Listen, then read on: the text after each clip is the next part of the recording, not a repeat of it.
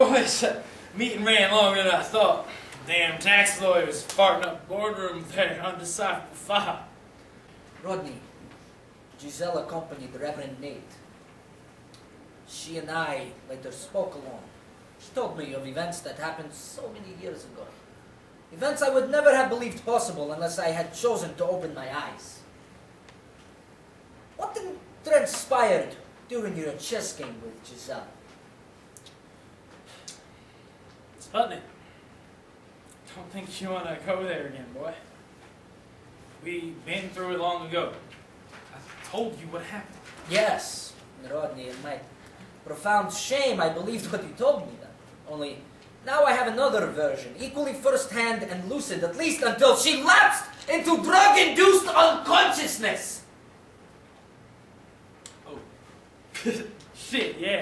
Those crazy school days. It was a damn good old time. Got out my daddy's Alky chess set. You know, where you load the chessmen up and fill the booze and drink them when they're captured. Did the little lady finally admit she had a wee problem holding her liquor? No. On the contrary, she indicated the problem was with a drug, presumably a powerful barbiturate she unknowingly consumed. It's not hard to fathom that it was encased in one of your chessmen she captured, perhaps guised with an innocuous beverage of some kind. It was my big white king she drank from at the very end. Something she had to do to win, according to the rules.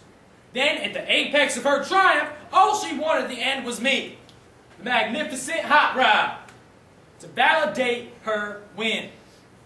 Black bitch wanted me. Had to have me sexually to secure her victory. And not just over me, understand, but over all white men. She's a scary, vindictive bitch, Sputnik. Which is why I spared you these details for so many years. How do you reconcile your story with Giselle's account of your drug-induced rape? Well, what we have here is just a minor difference of perspective, you see. It's relativism. Where you sit determines how you stand. There's nothing absolute here. Her viewpoint may be that I drugged and raped her. How simplistic. My version is more, well, nuanced. I knew she wanted me from the first time she laid eyes on me in your dorm room. You know, my commanding intellect and presence, and my lily white skin. Nothing more than the masterly charm our fabled forefathers exhibited to those black slave babes.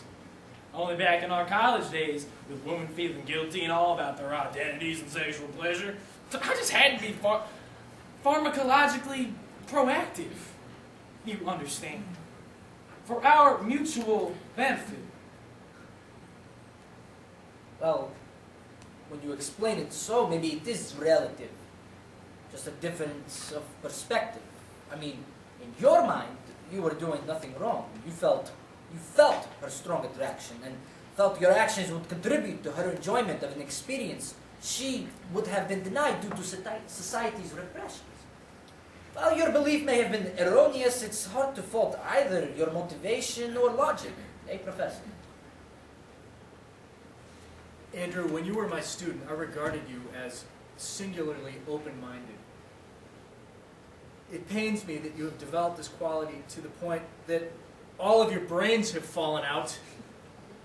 I take it you have detected a flaw in my thought process. You know, Rodney's argument is not entirely devoid of rhetorical logic, which makes it all that more chilling. Your tolerance bespeaks of an extraordinary naivete. A worldview that embraces rhetoric at face value and fails to acknowledge resident evil that coexists with good among mankind and vies for our collective mind share. You also failed to critically scrutinize the premise of his stated intentions and to recognize his actions did not allow the young lady to have chosen not to participate. Her freedom was forcibly denied, ergo, his act morally reprehensible. Bravo, Professor! You succeeded in not only defiling your benevolent employer, but you've embraced the tenets of our Holy Joe blackmailer, the Reverend Nate. Your reference to the so-called evil in mankind is meaningless, absent a purely religious perspective.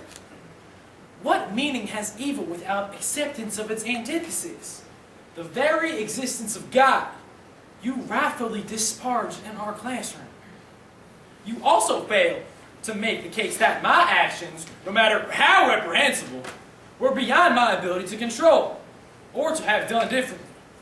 You condemn determinism to the trash bin of philosophic history. My God, Rodney, I just realized I've known you for over 25 years. The classes we shared, our common business vision, the myriad conversations. Our interaction has been extensive, but in reality, inconsequential.